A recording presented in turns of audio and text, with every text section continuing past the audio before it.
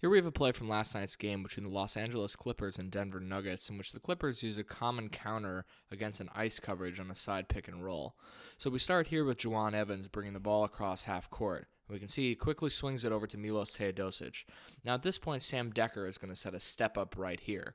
Normally you want this step up to come off the sideline and Teodosic to bring it more towards the middle of the floor. That way he has some room to operate over here. But because of the quick swing into the step up, this really doesn't allow Denver to trap this against the sideline. So instead you have Gary Harris basically icing this pick and roll on the side and Trey Lyles in a deeper drop area. So as Teodosic comes off this ball screen, we can see now he's brought two defenders with him. You got Harris trailing to stay with Teodosic and Lyles now staying with the ball because he can't quite recover back out to Sam Dekker because then Teodosic would clearly then go right to the rim. So this is where we start the rotations in an ice coverage on a pick and pop.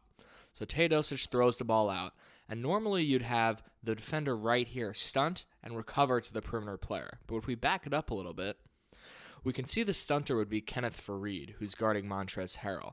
But look what happens to Harrell as the screen goes.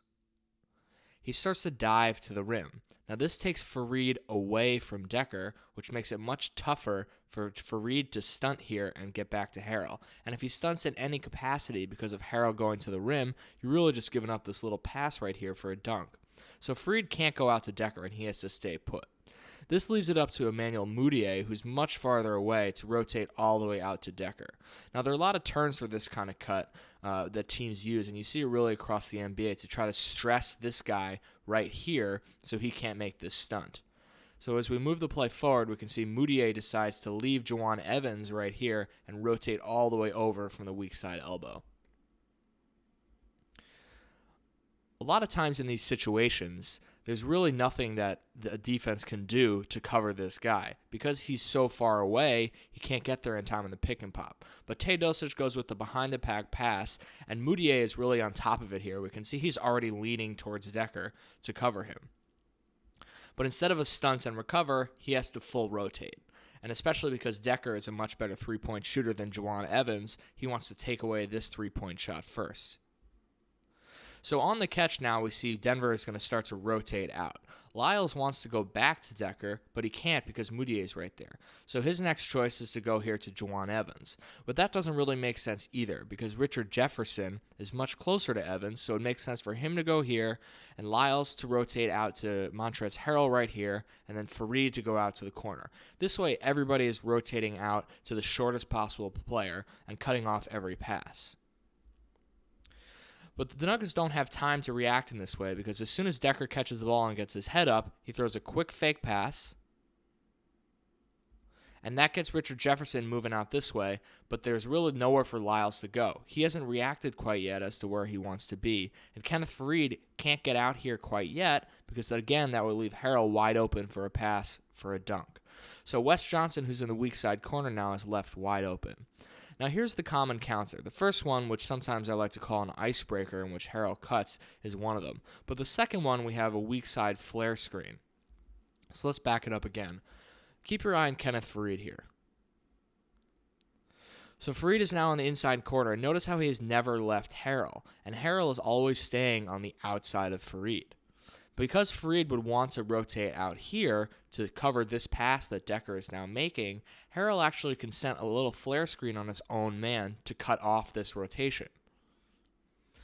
And we can see Faried doesn't know what to do because he gets screened by Harrell. Richard Jefferson has to stay one pass away, and so he's late coming out to the corner. Wes Johnson then gets a wide open three.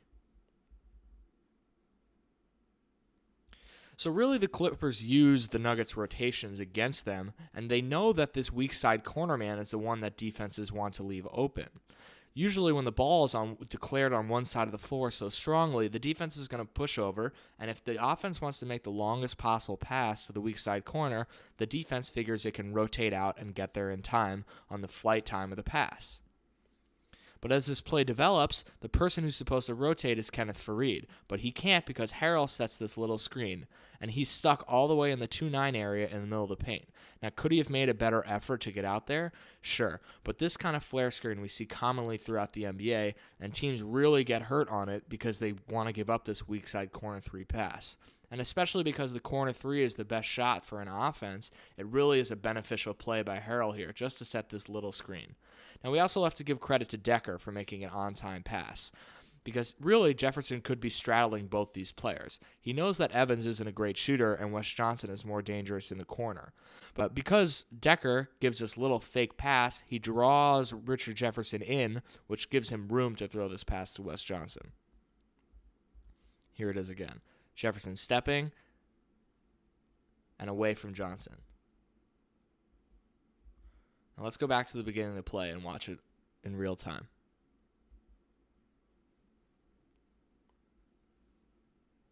There's our little icebreaker cut, forces the rotation, flare screen, open three.